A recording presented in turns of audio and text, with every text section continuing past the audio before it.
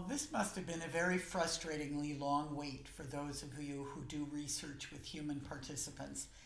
And I feel very sympathetic with you because that's the kind of research that I did. And so I realize what a big impact this period of ramp down would have had on my own research. So I'm delighted to announce that as of July 6th, research with human participants on campus may resume. So you may have seen some notices by now of links to the directives for on-campus research with human participants. And they're important because they direct you to the kinds of procedures and guidelines that you would need to follow. So please read them, and then read them again, and then read them again, and read all the embedded links in them, because they point you to the guidelines about resumption of research and about the guidelines concerning infection. So it's very important to read the full dimensions, these directives and all the directives in them. Remote participation is still prioritized. If you can figure new and interesting ways to do your work online with your human participants, that's the preferable route to go.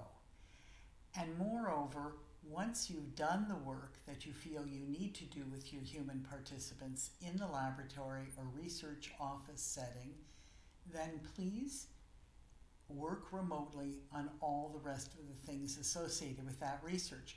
That could be your data analysis, your transcriptions, your supervision of graduate students. Everything else should be done at a distance. To get started, you'll need to not only read those guidelines, and again, read them and read them.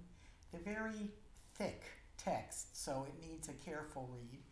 But also, you need to go and report in a plan for starting up your research to either your chair or your associate dean research, just depending on the faculty you're in.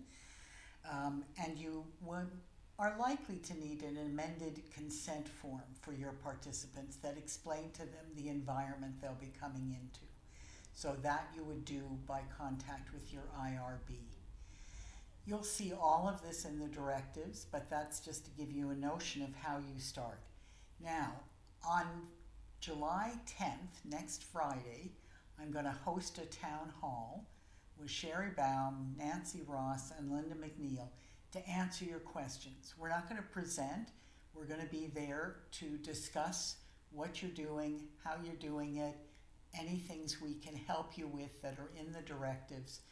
And so please come. Please read the guidelines and directives before you come, and then come with your questions.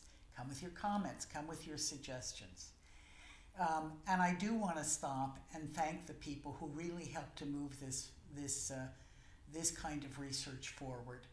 Sherry Baum, Nancy Ross, Linda McNeil really put in the effort to make this happen for you.